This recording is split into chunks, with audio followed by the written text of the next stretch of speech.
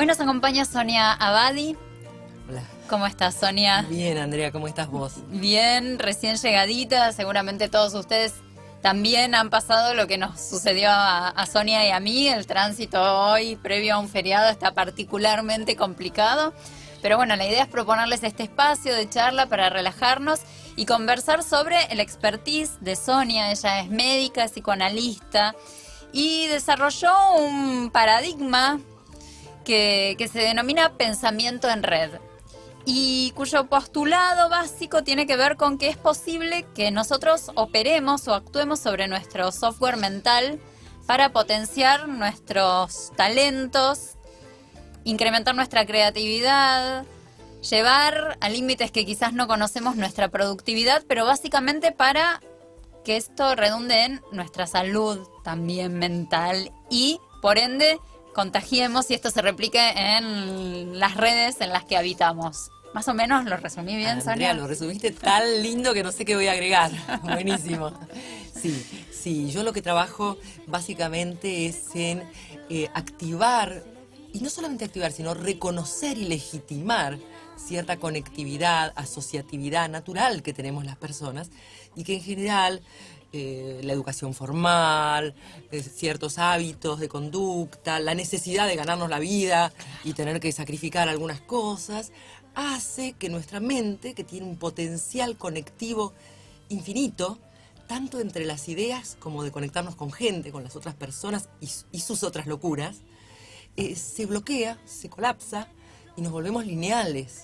Entonces, de lo que yo hablo es de activar este pensamiento conectivo asociativo, pensamiento en red, que nos permite tener una vida más rica, más expansiva, más creativa y más colaborativa. Porque en el mundo de hoy resulta que todo se ha vuelto colaborativo, que ya no hay nada que pueda ser inventado solo, que todo lo que hacemos necesita de los otros. Siempre lo necesito. Pero un poco ingenuamente y un poco desde el ego, muchos creíamos que nos las podíamos arreglar solos. Hoy, en el mundo de las redes, todo es asociativo, todo es conectivo, todo es colaborativo. Cuanto antes nos demos cuenta, mejor. Entonces, ¿de qué se trata? Se trata de detectar, de legitimar, o sea, de darle importancia, de desarrollar y entrenar un pensamiento conectivo y una capacidad mayor de crear vínculos, no solo con las personas que piensan igual que nosotros o que hacen las mismas cosas, sino especialmente con gente que piensa diferente, vive vidas diferentes y hace cosas diferentes. Yo siempre doy como ejemplo en esto del software mental, digo que cuando nosotros estamos, casi voy a decir condenados a la vida cotidiana, a la eficacia, al rendimiento, a cumplir con nuestras obligaciones, de profesionales, de mamá, de marido, de mujer, todo el tiempo estamos tan metidos linealmente en el deber ser que por momentos no paramos a pensar en cómo tener una calidad de vida mejor. Pensamos que calidad de vida significa juntar más plata para poder comprarnos más cosas, pero no siempre eso nos hace felices, ni nos da salud mental y hasta salud física. Y la realidad es que cada tanto, cuando la aceleración se detiene, porque llegó el fin de semana o el feriado, o porque nos agarramos una gripe y nos tuvimos que quedar en cama, paramos y decimos, pero ¿cuál es el sentido de todo este esfuerzo? La realidad sigue siendo la misma, dura, difícil, la tengo que pelear todos los días. La vida se termina alguna vez y por más que invente y haga, contra eso no hay nada para hacer.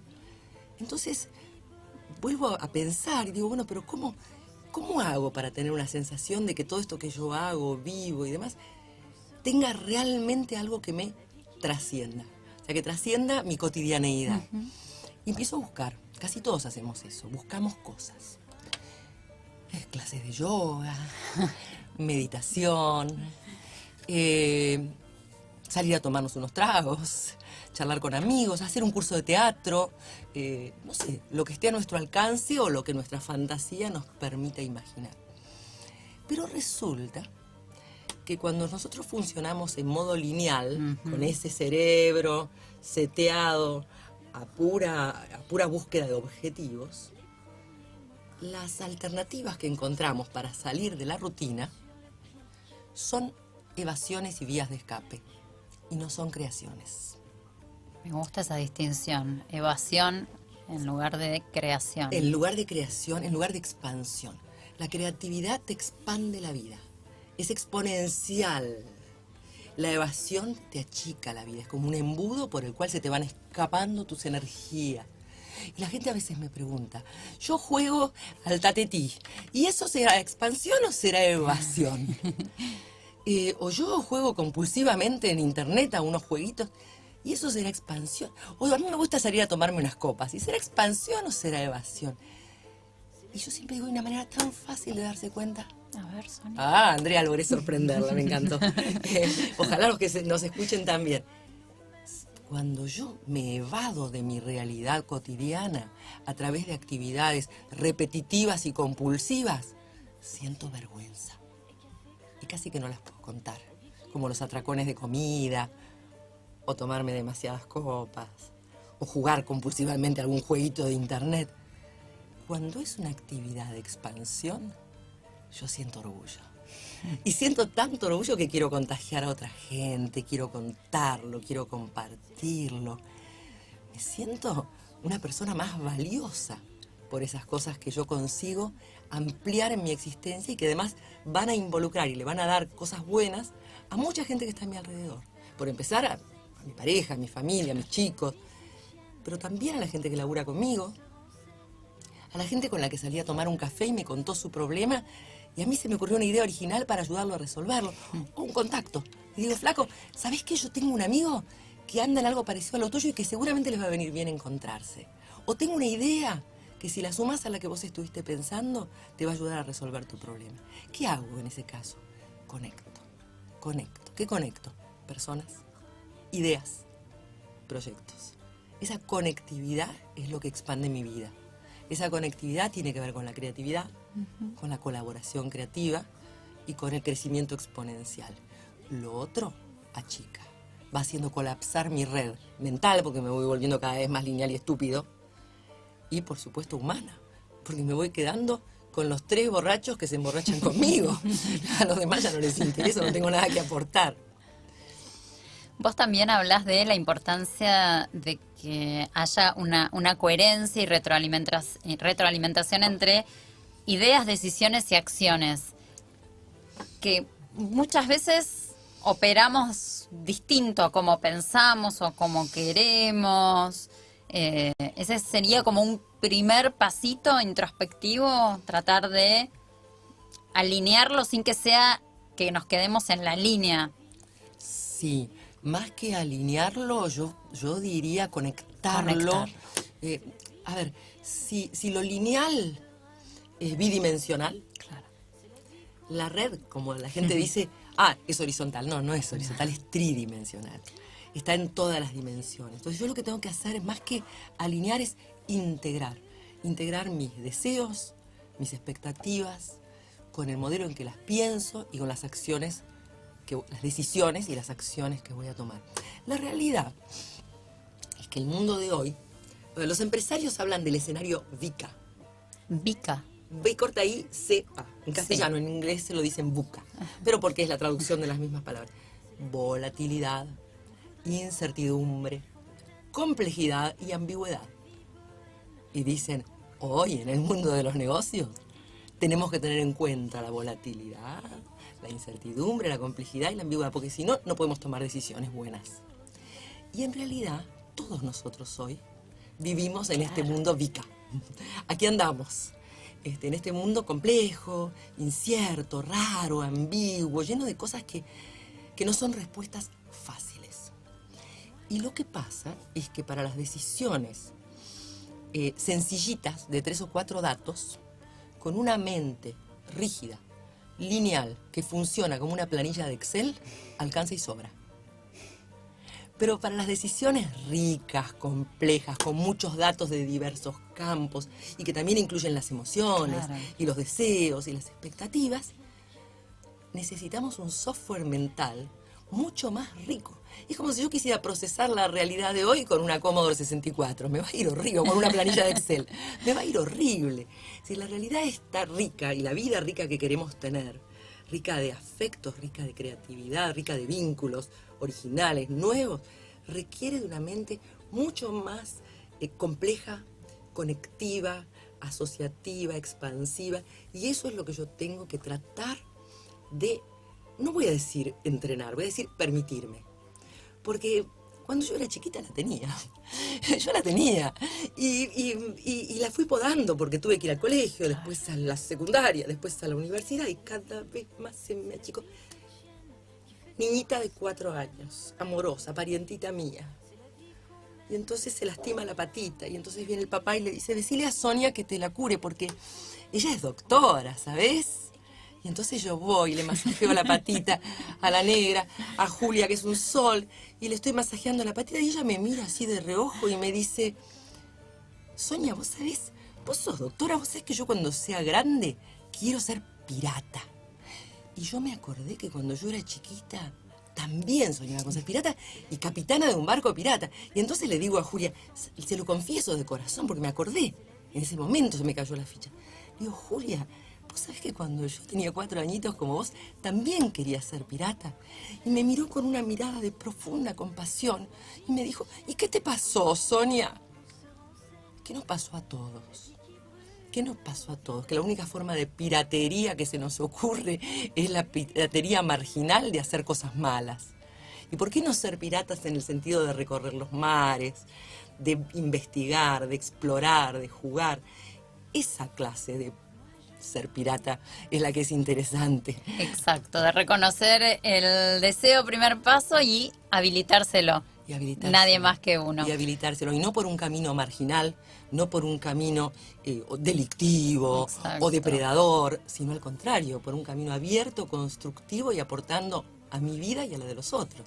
Me quedé pensando, a raíz de lo que venimos charlando con Sonia Abadi, médica y psicoanalista que nos acompaña hoy, en este planteo de que si queremos que nuestros proyectos sean exitosos, que nuestra vida sea exitosa, es necesario esto de resetear el software mental y ser flexibles.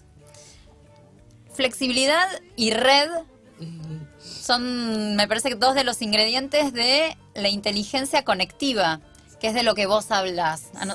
Tardamos mucho en desarrollar el concepto de inteligencia emocional y en aceptarlo. Y cuando nos habíamos amigado con ese concepto, aparece la inteligencia conectiva. ¿De qué se trata, Sonia? La inteligencia conectiva se trata de ser capaz de conectar ideas de mundos diversos y personas de mundos diversos. La inteligencia conectiva tiene que ver con poder conectar cosas que aparentemente no tienen nada que ver y que por un atajo, por una afinidad insólita e impensada, de golpe pasan a tener que ver. Eso es inteligencia conectiva, es desarrollar una conectividad entre ideas de mundos diferentes. Es importante para eso ser capaz de recorrer mundos diferentes. A mí a veces me preguntan, vos sabés que yo soy bailarina, ¿no? Además, ¿no? No. Y canto. Sí, yo soy bailarina de tango. Soy bailarina en general, pero además soy bailarina, especialmente bailarina de tango y canto. Y he hecho algunos unipersonales. Y además hago muchas otras cosas. Y la realidad es que cuanto más mundos recorre uno, más capacidad tiene de generar redes y de abrir su mente. Y yo te lo cuento esto porque me suele pasar algo muy cómico, que a veces cuando voy a un lugar y me dicen médica, psicoanalista, bailarina, dice, pero en realidad vos qué sos, ¿no? Y podría decir pirata frustrada, pero no. Digo, contrabandista, porque llevo cosas de un lado para el otro. Lo que aprendo en un ámbito lo aplico en otro ámbito. Y eso es una cosa que yo trato de transmitir muchas veces. Recién te contaba que de repente me pasa mucho que un presidente de una compañía o un líder de un equipo, un jefe, un CEO, me dice, bueno, pero yo quiero mejorar la calidad de mi liderazgo y el tipo de management y hacerlo un management más actual, más moderno, menos vertical. ¿Y qué tengo que hacer? Porque ya me leí todos los libros, me hice todos los cursos, me hice el MBA de tal y de cual. Y le digo, ¿y cuál es tu pasión? ¿Cómo? Tu otra pasión, que no sea el laburo. Y a veces no saben. Entonces a veces les pregunto, bueno, pero una asignatura pendiente, algo que dejaste de hacer. Y sí, yo una vez quería tocar, una vez me dijo uno así, textual, me hubiera gustado tocar el bandoneón. Entonces yo lo miré muy seria delante de todos sus directores, porque éramos una docena, muy seria, era un señor de 55 años, y le dije, vos crees en la reencarnación, ¿no? Me miró espantado y me dijo, yo soy un tipo formal, ¿cómo voy a creer en la reencarnación? Soy un tipo lógico. Digo, no, yo pensé que creías. ¿Por qué? Me dice. Digo, pues no sé qué estás esperando para empezar a tocar el bandoneón. Es decir, pero ¿por qué se lo digo? ¿Para molestarlo? ¿Para que lo pase bien? ¿Para que tenga mejor calidad de vida? Sí, sin duda. Para jugar con él también, para sacudirlo un poco. Pero sobre todo, porque estoy segura que en el entrenamiento de un instrumento musical va a lograr habilidades, aptitudes, inteligencia emocional, empatía, intuiciones, que en ese liderazgo lineal formado en la facultad que forma, no lo va a tener. Por lo menos no solo ahí, sino empieza a permeabilizarse hacia otras habilidades y otras áreas del conocimiento y de la experiencia, no va a lograr ser un buen líder. Porque la condición de un buen líder, y aunque parezca raro decirlo así, es ser una persona interesante. Claro. Alguien con quien los demás quieran trabajar y cerca del cual los demás quieran estar. Entonces, para ser una persona interesante, uno tiene que tener una vida múltiple, una mente abierta, conectiva, colaborativa, curiosa. Exactamente. No olvidarse de que el motorcito, a mi criterio, es esto, es tomar conciencia de que esta es la única vida que tenemos. Tratar de vivir todas las vidas posibles en esta que nos tocó, en este viaje con ticket de ida y no de vuelta que nos tocó.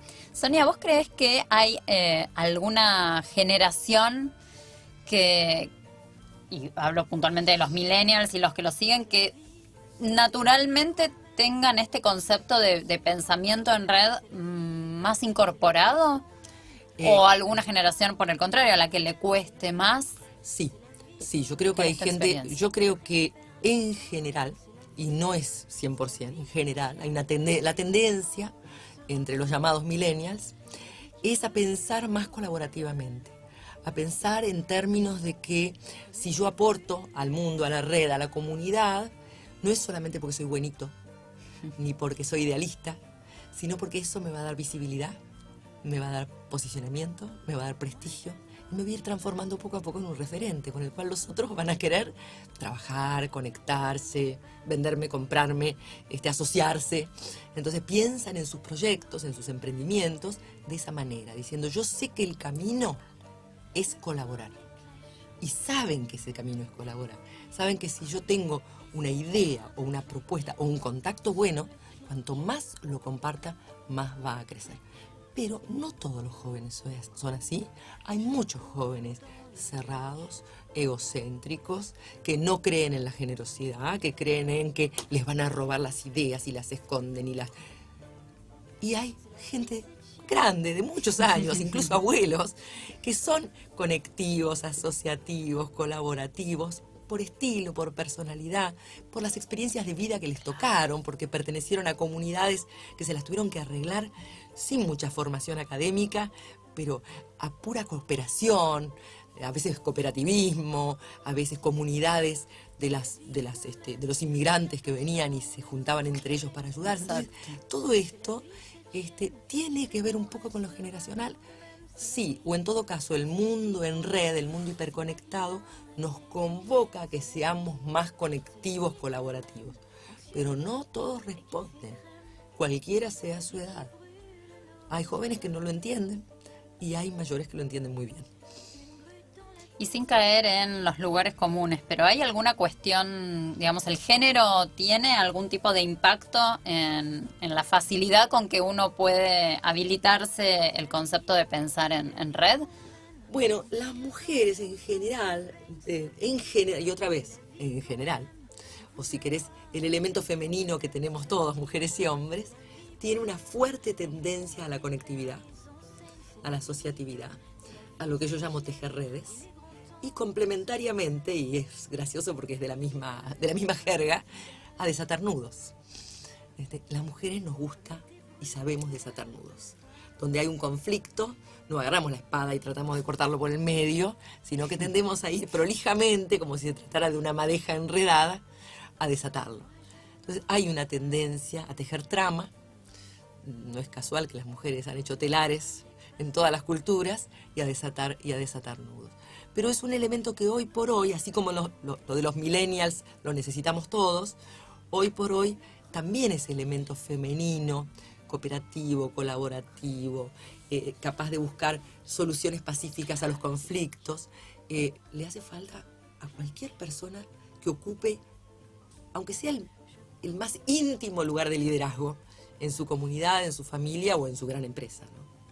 Exacto, y yo insisto con esta idea que también me parece muy interesante que vos planteás de el autoliderazgo. Sí, el trabajar con uno mismo. Exacto. Trabajar con uno mismo. Y ese trabajar con uno mismo tiene que ver con eso, con desatar los bloqueos de uno, los nudos que uno tiene internos, que es por este camino no, o esto no porque no es para mí, porque soy muy joven, porque soy muy grande, porque soy mujer, porque soy hombre, o porque me enseñaron tales y cuales cosas. A veces en los grupos trabajamos esto, en los grupos de gerentes, o sea, no en grupos terapéuticos. Trabajamos, bueno, tales cosas no se hacen, ¿por qué? O, por ejemplo, les hago decir muchas veces, ¿para qué soy un inútil?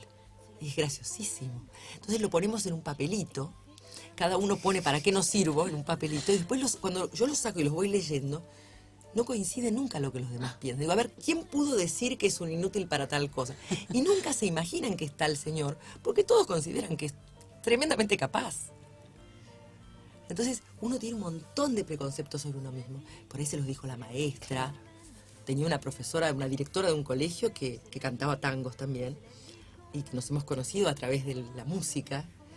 Y ella contaba que cuando ella era chica, como tenía una voz grave, como tengo yo, una voz muy grave, la profesora de música del colegio, cuando cantaban los chicos en el coro, le decía, vos move la boca nada más. ¿Sabes lo que le costó un día poder hablar y después cantar? Estamos llenos de esas cosas. Estamos llenos y hay que liberarse de todo eso, porque todas esas cosas nos encierran la vida y nos la empobrecen. Aquí estamos en el tercer bloque de Cátedra de Estilo, hoy conversando con una invitada interesante.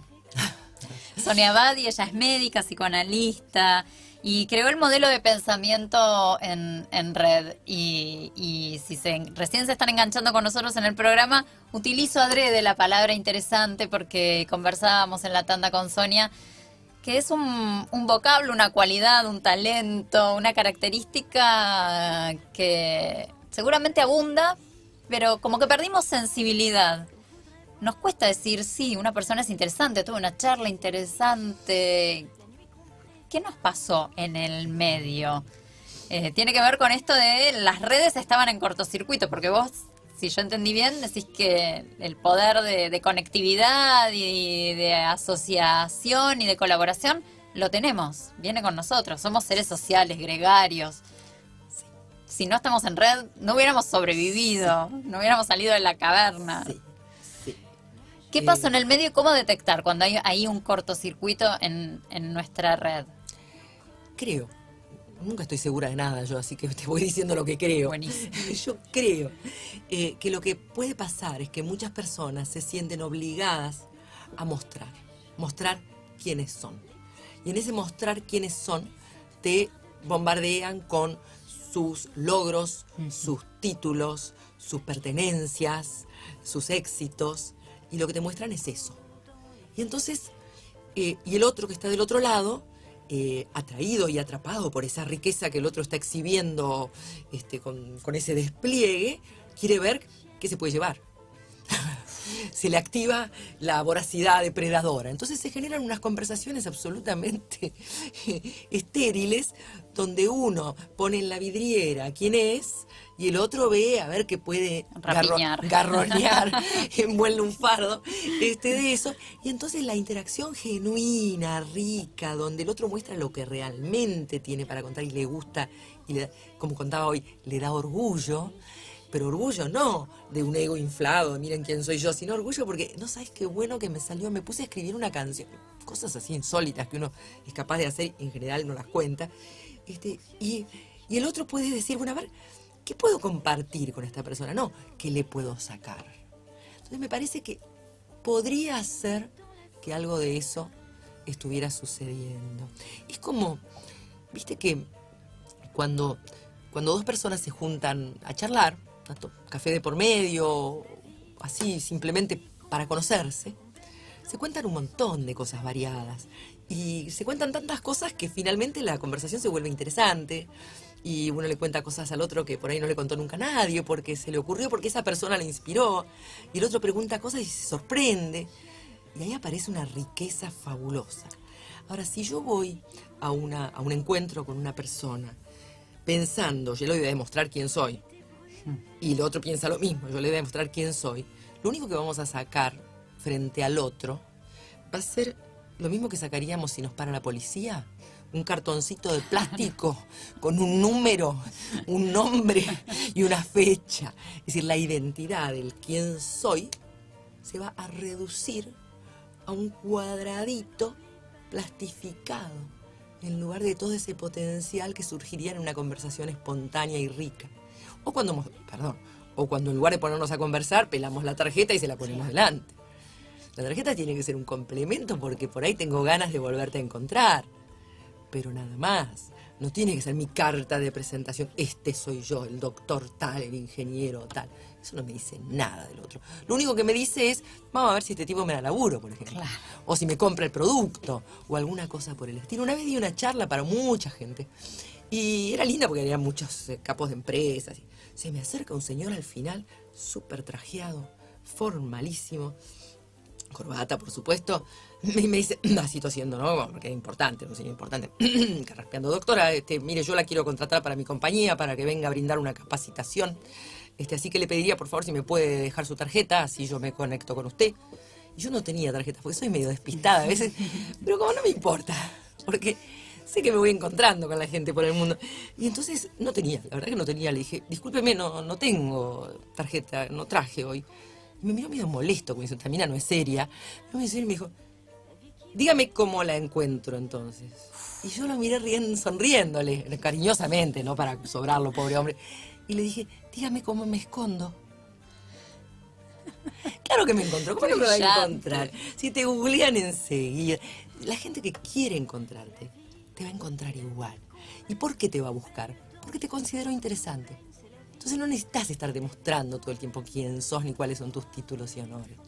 Pensaba que bueno, este modelo que vos desarrollaste, Pensamiento en Red, cómo dialoga también en estos tiempos en los que vivimos atrapados en las redes sociales y mostrando. Y uno puede creer, también hay las redes nos llevan casi compulsivamente a crearnos como un otro yo que sea interesante según lo que creemos que a los demás les resulta sí. comprable. Sí, lamentablemente puede pasar eso.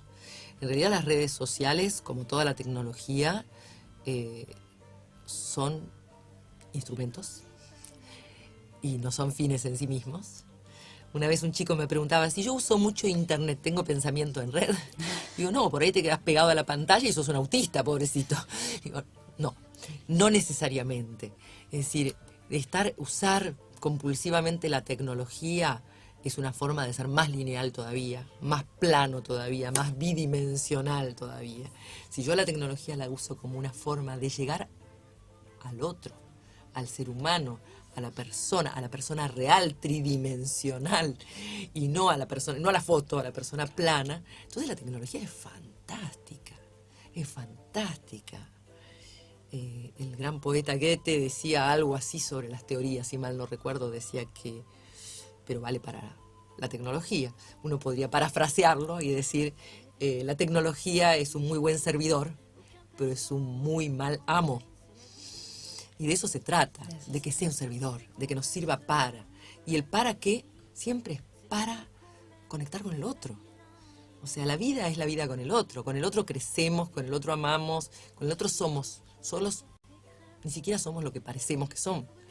Es en esa interacción, es en ese fluir con el otro que realmente existimos. Esa es una palabra clave que a veces está faltando en el manejo de redes sociales, que tiene que ver con la conexión y la interacción. Y la interacción. No la acumulación de gente que supuestamente... ir a la cantidad, ¿no? No la cantidad, claro. no la conexión porque sí. Y otra cosa importante, que las interacciones no se agoten en una transacción. Claro. Yo te pido, vos me das, se terminó. Sino que construyan vínculos. Que eso es uno de los grandes temas.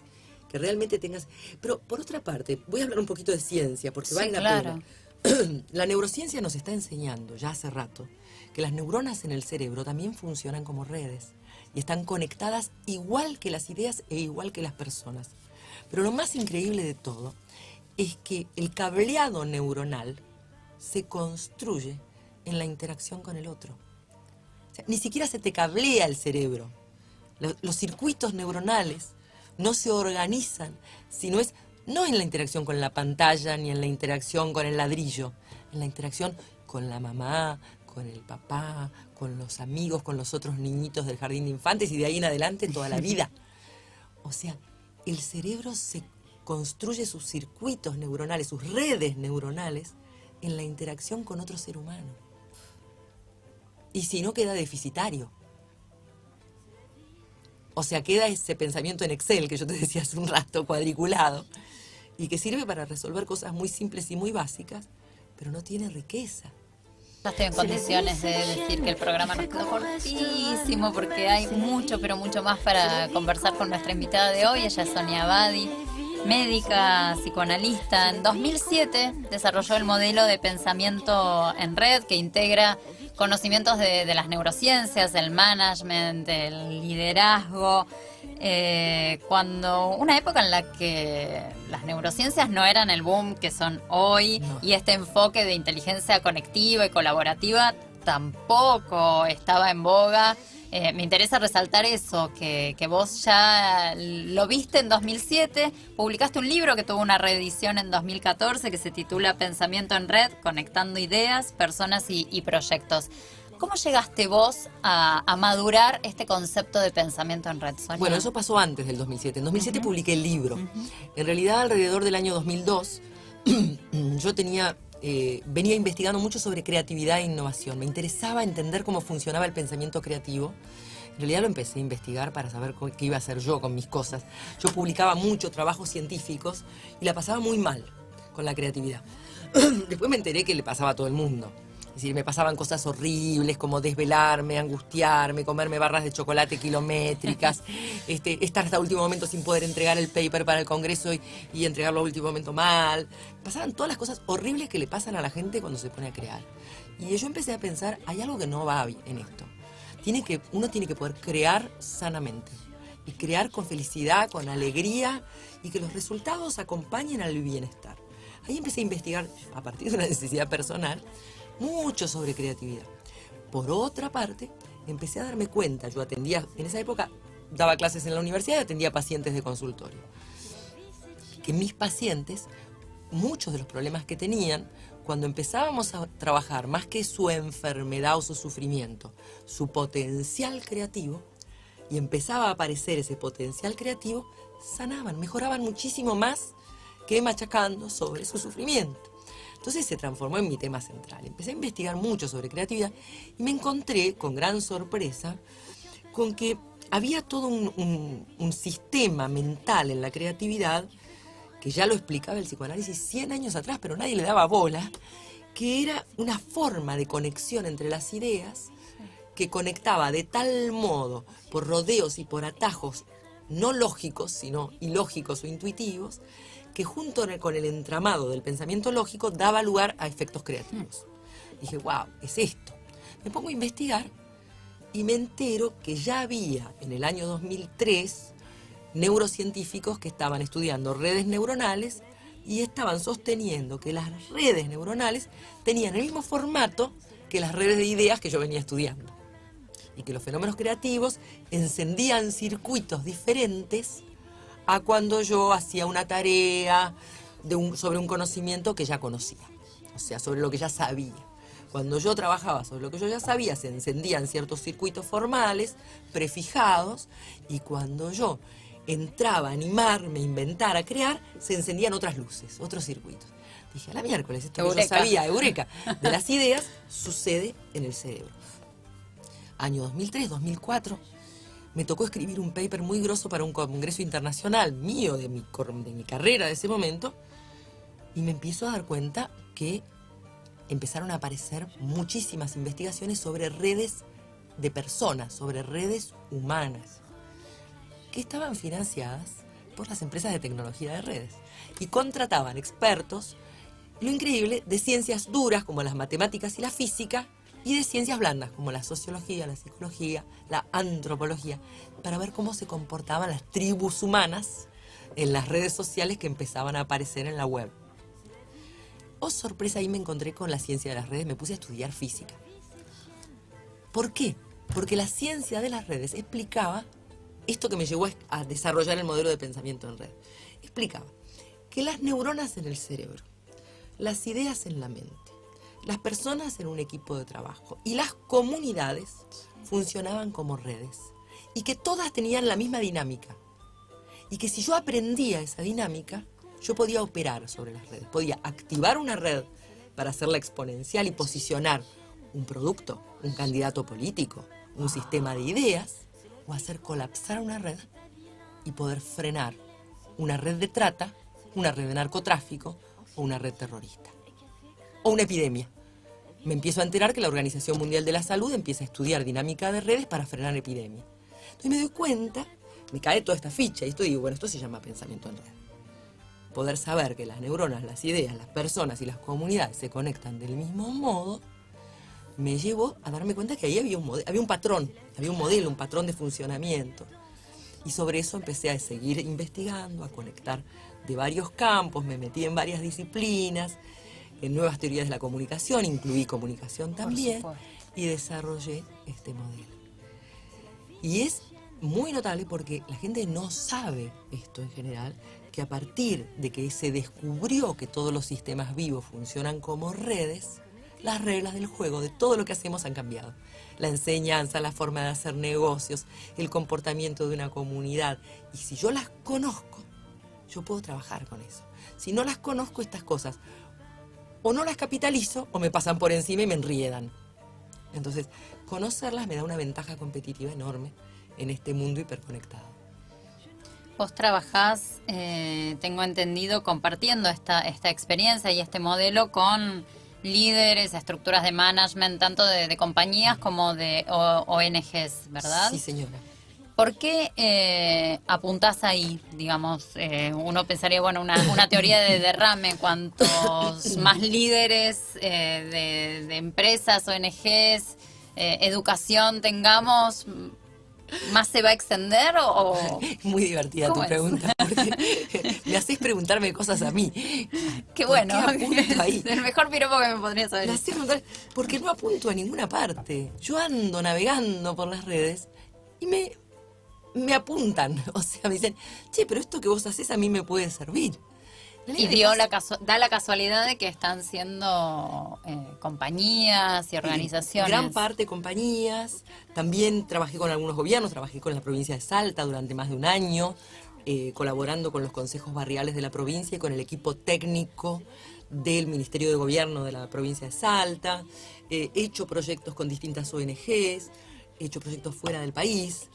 El tema de las redes, cuando vos me preguntás apuntar, tengo tiempo de contarte una anécdota chiquitita y graciosa. Sí. Cuando salió mi libro en el 2007, yo tenía que viajar a Chile a un congreso y me enteré por Facebook, mi primer grupo de Facebook, de ex compañeros de colegio, como todo el mundo, que un ex compañero de colegio trabajaba en recursos humanos en Chile. Yo no lo había visto desde la secundaria. Entonces, como yo tenía que viajar y el libro estaba nuevito, y quedamos en vernos, con su esposa, me invitaron a comer, digo, le voy a llevar el libro de regalo. Salimos a comer, él contó que con su mujer habían creado una hostería a 1000 kilómetros al sur de Santiago de Chile, que le iban a inaugurar a la semana siguiente, que estaban súper emocionados, que era su proyecto familiar y demás.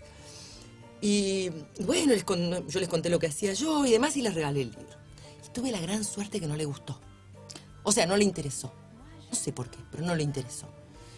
Pasan 20 días, sí. Me llama el presidente de la compañía de aguas chilena Y me dice, doctora, mire, yo fui con mi esposa un fin de semana a una posada nueva que encontramos por internet en el sur de Chile. Y resulta que frente a la chimenea, en la mesita con las revistas viejas, había un libro. Y bueno, lo leímos juntos durante el fin de semana. Y yo quiero contratarla para que venga a dar capacitación a la compañía. Así funcionan las redes. Maravilloso. Maravilloso. ¿Qué fue lo primero que a vos, Sonia, te impactó o que lograste cambiar en tu software mental cuando todo este conocimiento decantó? Creo que lo primero que me pasó fue tranquilizarme. Ay, qué placer. Fue una enorme confianza. Yo no soy una persona creyente, ni soy una persona que me considero especialmente espiritual. Soy espiritual en el sentido de que creo en los valores y en la gente, pero básicamente no soy una persona con una mente, con una tendencia a creer en un más allá. La verdad que no. Pero de golpe sentí confianza, sentí que las cosas venían y que no hacía falta, que cuanto menos me enfocara, más iba a ver. Y empecé a ver oportunidades, empecé a descubrir personas, me empezaron a buscar, me crucé con gente que me interesó, yo le resulté interesante a alguien, otros me resultaron interesantes a mí, y mi mundo empezó a crecer de una manera muy, muy placentera. De golpe era más fácil trabajar, era más fácil divertirse, era más fácil aprender cosas nuevas. O sea, la verdad que mi mundo se abrió, simplemente porque fue como decir, bueno, pero esto es así, estamos realmente conectados de este modo, las cosas se conectan así, enfocarse es peligroso, desconfiar es peligroso. Un día me tocó en la provincia del sur ir a dar una charla para gente de un gobierno también, pero uno de los ministros levanta la mano desde la sala como muy antipático, yo hablaba de confianza, me dice, pero doctora, ¿usted no cree que confiar es muy peligroso? Y yo le dije, sí, es peligroso, pero desconfiar es mucho más peligroso. Porque condicionás la falta de empatía con el otro y el potencial ataque y amenaza. Y no construís vínculo. Entonces, claro que es peligroso confiar. Vivir es peligroso. Vivir es peligrosísimo y además encima no se vive para siempre. Entonces, hay que creer en uno mismo lo suficiente y creer en los demás mucho también. Y con eso la cosa funciona bastante bien. A mí me cambió mucho la vida. Me cambió mucho mi visión de la vida, entender esto, que en realidad es un modelo científico. Como un modelo científico y no un modelo espiritual te puede cambiar la vida. Bueno, porque te da como una certeza. ¿Cómo? ¿Esto es así? Y funciona. Mi corazón late todos los días, aunque yo no me dé cuenta. ¡Wow! ¡Qué bueno! Entonces me puedo relajar porque va a seguir latiendo. Bien, funciona. Y mi vida mejoró en muchos aspectos. Ha sido un placer, Sonia Abadi, que hayas visitado hoy Cátedra de Estilo. Realmente estoy muy contenta porque siempre el lema de este programa es convocar a mujeres que nos inspiran, a mujeres que hacen, que se animan a pensar, desear y hacer out of the box. Y realmente en casi 2 años de ciclo diría que sos la entrevistada que llenó todos los casilleros de esa definición. Así que ha sido un placer conversar con vos. Andrea, mil gracias. También para mí un gran placer. Me sentí súper cómoda. Me encantó dialogar con vos. Y te digo, me hiciste pensar unas cuantas cosas que hace rato que no pensaba. Gracias. Gracias a vos, misión cumplida. Entonces, a ustedes no me queda más que desearles un muy buen fin de semana largo. Aprovechen que el clima va a estar divino y también dense la oportunidad de acercarse a los festejos patrios donde sea que estén. ¿Cuánto hacen que no participan de un show de destrezas criollas, que no cantan el himno a viva voz en la plaza del barrio, que no se ponen la escarapela? Vamos, anímense. Los veo la próxima semana aquí en Cátedra de Estilo. Chau.